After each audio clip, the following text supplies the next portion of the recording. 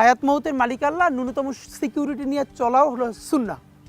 কিন্তু আমাদের লড়াইটা হলো, আমার মা স্বাভাবিকভাবেই কান্নাকাটি করেন, আমার পরিবার সবাই। তো আমি আমার মাকে বলেছি যে দেখো, মানে আমরা যে লড়াই নেমেছি, আমার একটা মনে হয় কি, কোনো রাজনীতিবিদের না বাসায় মৃত্যুটা হইতে পারে না, এটা কোনো ভালো মৃত্যু না।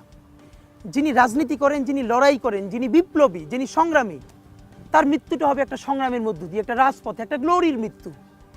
আমি তো ভীষণভাবে প্রত্যাশা করি, আমি ছোটবেলা থেকে এই স্বপ্নটা দেখি, অনেক জায়গায় বলেছি যে একটা তুমুল মিছিল হচ্ছে অন্যায়ের বিরুদ্ধে, সেই মিছিলের সামনে আমি আছি, কোনো একটা বুলেট এসে আমার বুকটা হয়তো বিদ্ধ করে দিয়েছে, এবং সেই মিছিলে আমি হাসতে হাসতে আমি শহীদ হয়ে গেছি।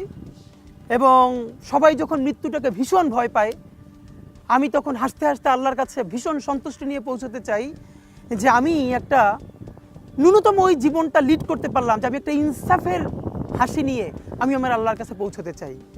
কোটি জনতা কাঁদে আজ, নিঃশব্দ আহাজারি, একজন মানুষ গেলেও হারায় না ইতিহাসের ডায়েরি।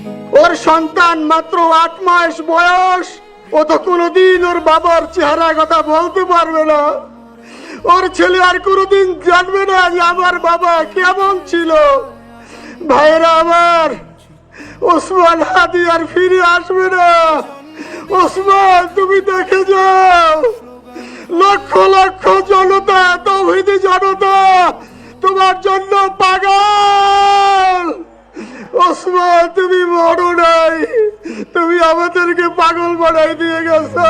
আজ জানাজার কাতারে দাঁড়িয়ে আকাশের দিকে তাকিয়ে বলি, হে আল্লাহ, এই রক্ত বৃথা যেতে দিও না। তুমি জাগিয়ে দিয়েছো আবার জুলাই, ঘুমন্ত বিবেককে ডেকে তুলেছো আগুনে। এই জুলাই শুধু মাস নয়, এই জুলাই 100 পথ, এখন অন্ত লড়াই। যাওনি তুমি, তুমি আসো প্রতিটি মিছিলে, প্রতিটি স্লোগানে। বিপ্লবীরা কভু মরে না, ওসমান হাদি। আমি উন্মাদ, আমি ঝঞ্ঝা, আমি ভীতিয়ে ধরিত্রীর বলবীর চির উন্নত মানুষের। আমি ঝঞ্ঝাই, আমি ঘূর্ণি, আমি পথ সম্মুখে যাহা পাই যাই চূর্ণি। আমি পাগল ছন্দ, আমি আপনার তালে নিচে যাই, আমি মুক্ত জীবন আনন্দ। আমি হাম্বি, আমি ছায়ানট, আমি হিন্দল, আমি চল চঞ্চল টমকি চমকি, পথ যেতে যেতে চকিতে চমকি।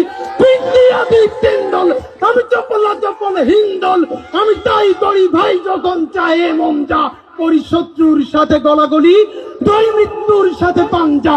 আমি উন্মাদ, আমি ঝঞ্ঝা, আমি ভীতিয়ে ধরিত্রীর বলবীর চির উন্নত মানুষের।